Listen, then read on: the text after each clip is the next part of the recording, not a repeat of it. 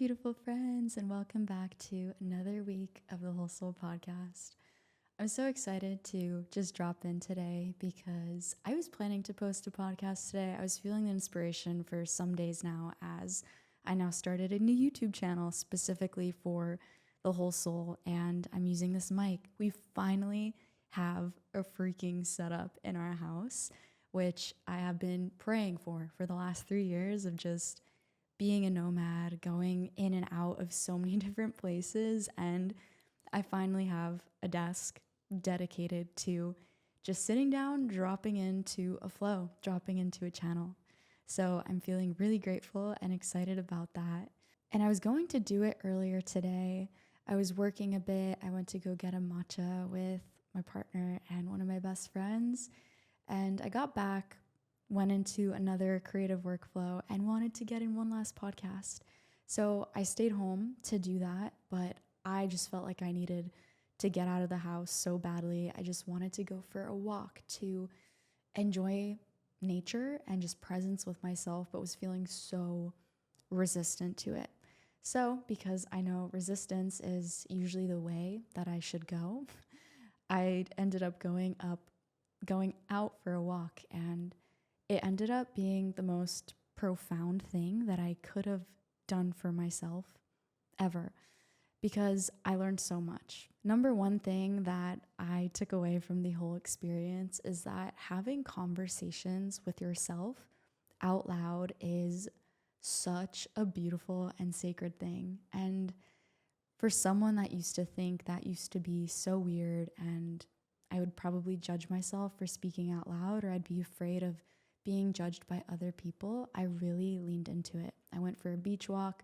There was really nobody around me, and I felt a little bit weird speaking outside or like out loud to myself at first, but as I started leaning into it, as if I'm speaking to my best friend, it started feeling so good and so freeing and so enlivening.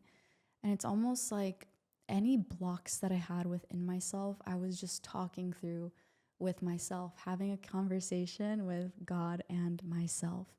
And it was so healing. I went into just an active prayer, just asking for courage, asking for strength, asking for deeper clarity on my path. And it was funny because on my way back home, I found this little unicorn on the ground, and I just laughed so hard out loud to myself because I just felt like my inner child got so happy. And I don't know why, but unicorns have kind of been like showing up for me a lot. Someone actually gifted me a unicorn little trinket like 2 years ago at a really important moment in my life.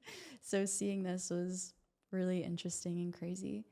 But really, I felt the importance of being your own best friend, talking to yourself as if you are your own best friend, because you are. And the relationship that you have with God and yourself is going to be a reflection of the types of relationships that you call into your life, or the relationships that you have in your life. It's going to be a reflection of how you treat others, because if you're not a good friend to yourself, if you don't prioritize self-love and self-care, how in the world do you think you're going to be able to show up for others? What also came through is that the relationship and depth of the relationship you cultivate with God will be a reflection of the depth of relationship that you have with yourself and with other people. So the more you can show up for yourself in self-love, in reverence, and prayer and gratitude, the more you will be filled up, the more your cup will be filled up with the graciousness of God, which will then overflow. And you will feel so full to give your energy, to share your light, and also be a permission field for others to really step into their own authenticity, to really reclaim their own light. Because I used to be somebody that would look at people that inspired me, and I really strived to be like that. I really wanted that, and I didn't understand at the time how those people got to that place. But what I'm realizing now is that those people that I was so inspired by have a relationship with God in their own unique way. And the Holy Spirit or their soul or the light, you can tell, emanates through them and within them. And as I started exploring what that means for me, first of all, the first step in the journey was knowing that I have a light within me. It was actually a little ember that was barely flickering, but I knew it was there. The more love and intention and attention I poured on that ember, the more the sacred flame within my heart, you could say, started to light up and be cultivated, and it started to grow, which is what I realized then, like that is the light that I was seeing in others starting to reflect in myself, because it wasn't ever outside of me. It was always within me, and I didn't know it was there. So that was a really special moment for me, really just giving myself the permission to go on a walk with myself, have a conversation with God, to really be fully present, to surrender any ideas of control of how I think things should be, and really inviting and setting a prayer to let myself be used as a vessel or a paintbrush of God's will, of the highest good. Because we have this idea of what we want our life to be, but I believe that God has such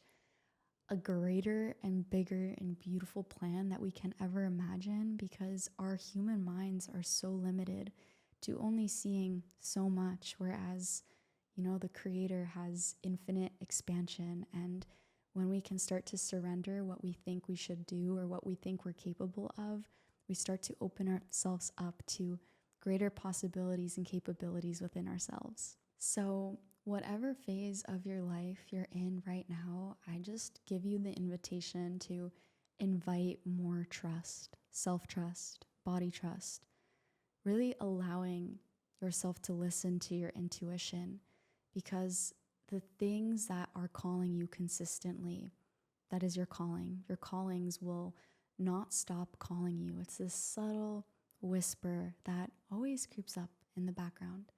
So, invitation for you to start listening to that, to really start watering those callings or watering the ember of spark that is within you, that is your light, because the more you can nurture it, the more it can grow. And with that, with your spirit vitality being in full force, that for me has been the reason I am still alive, because without my vitality, without my expression, without my authenticity, life did not feel like it was worth living. It felt meaningless. It felt dull. It felt dark. So reclaiming my spirit, my soul, my essence really gave me my life back. And I really hope that this conversation, this chat inspires you to really know that that's possible for you too, because that light is within you. It is within all of us. And my hope is to be your permission field to really step into that and trust that and expand that within your life so that you can live more whole, more purposeful, more alive and fulfilled and thriving. Something else I've been super excited about recently, these last few months, and I feel like I'm getting more and more excited about it, is the Whole Soul Collective, which is my community that I created for women, for soft sisterhood, for really stepping into your authenticity and heart-led leadership. We've been growing as a group so much together. It's been the most special and sacred thing that I'm just so excited to grow and water and make this a movement. So if you feel like you've been needing sisterhood, you've been needing a space for spiritual growth, for holistic health, for really having pure mirrors and reflections of empowerment and accountability, we would absolutely love nothing more to have you in the space. And I will link the link below in the description for you to join.